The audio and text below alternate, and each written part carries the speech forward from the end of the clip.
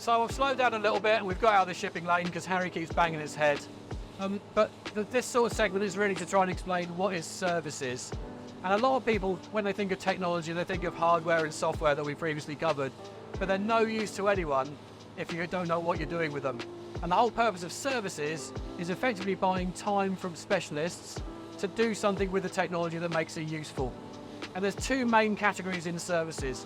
One is what you'd refer to as project services or upfront services, services you need to get technology working. And then there's sort of run services or managed services, some people refer to them as, which are things you use to maintain the technology and keep it working. And so they're two different commercial constructs that are worth just exploring in a different way. The project services is pretty standard stuff. For anyone who's used to buying people time, there's lots of ways of doing project services. They range in terms of the scale and the sorts of things you're thinking about, but at the lowest end, you're probably thinking about buying things like installation services, shipping services. How do you get a piece of equipment from its manufacturer to where it's going to be used? And those things are fairly basic, just like any other sort of shipping or delivery service that you would buy. The more complex things is where it starts playing with the technology itself. So with both hardware and software, generally it will turn up in a box and you will have to unpack that box, but then you'll need to configure it to make it work for your specific needs. You'll need to install it, i.e. switch it on, plug it in, make sure it's working, and probably start installing software and those sorts of things. And then you'll need to secure it. That generally is making sure that you've not got any access from foreign agents to do bad things to your technology. All those things are specialist skills that hinge on what hardware and what software you've bought.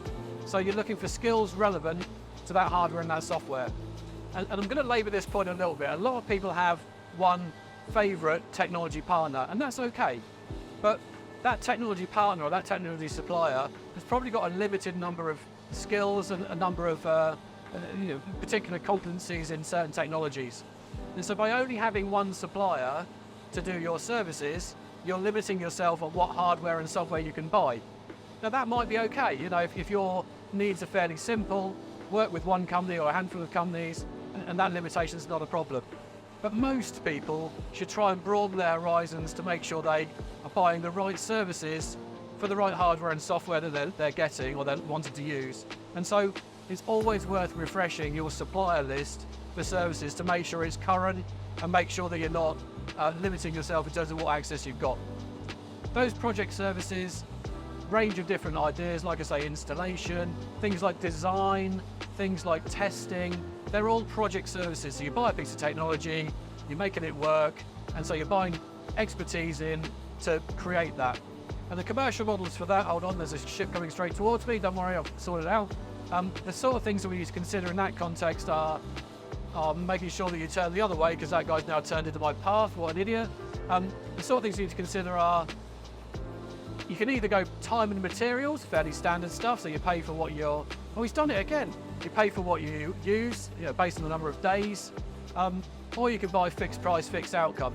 And it's pretty much a personal decision on which way you want to go on that sort of thing. Personally, I think both options have a choice. I would use time and materials to pay for services. If you're not really sure what the requirement is and you want to make sure that you've got access to skills, to complete a task. It's also worth going with time and materials if you're not quite sure what the outcome you want is. So getting access to those resources to deliver that outcome is quite a key part of the environment. In any other situation, I'd go fixed price. You really want to get yourself to a position where you're paying someone for an outcome. So install this computer, give me a fixed price for installing that computer, installing that system, making it work. Because the thing you're really interested in buying technology for is making it work so it supports a business process. So having that outcome, that surety of an outcome-based price gives you a contracting method that gives everyone a clarity about what you're trying to achieve and make sure that you're delivering that outcome for a given cost. Now clearly, anyone who's in procurement will be aware, fixed price, fixed outcome type contracts can be quite risky in their own right. Generally, the supplier will try and protect their own costs, so they'll put in risk and contingency, and they'll also stipulate in their contracts any dependencies you've got on, or they've got on you as a company. So again, Make sure you read the terms and conditions, anything that they lay onto you as a company, as a buyer. Make sure you're happy you're going to meet those dependencies. But fundamentally, big preference for fixed price, fixed outcome contracts.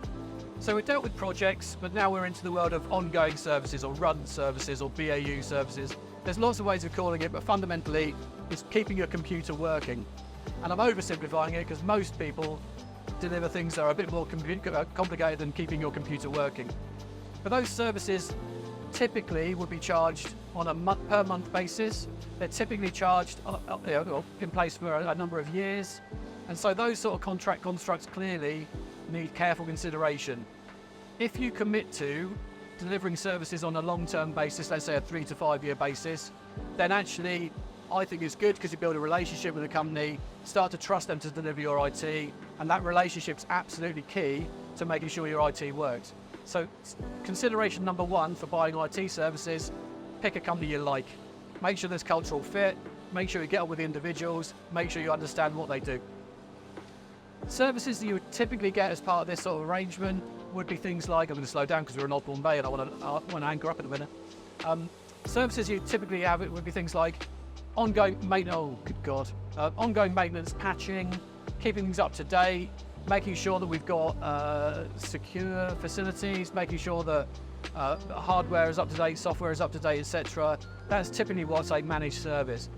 The other things would be things like help desk. So if you're buying a service where your users need help to use a bit of software, you would pay on a usually per user per month basis to get help for making your IT work.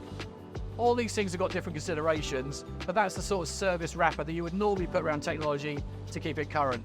If you're not a technology company and you're buying a piece of technology, I would really recommend making sure you've got your services arrangements in place to make sure that technology is current and delivering the outcomes you need to deliver. Now, those contract constructs do get a bit complicated. If you're entering into an agreement for 3 to 5 years on something that's as complicated as technology, you need to know what you're doing. The things to watch out for usually are, fairly standard stuff from a procurement perspective. Costs, you need to understand what your costs are, how they change.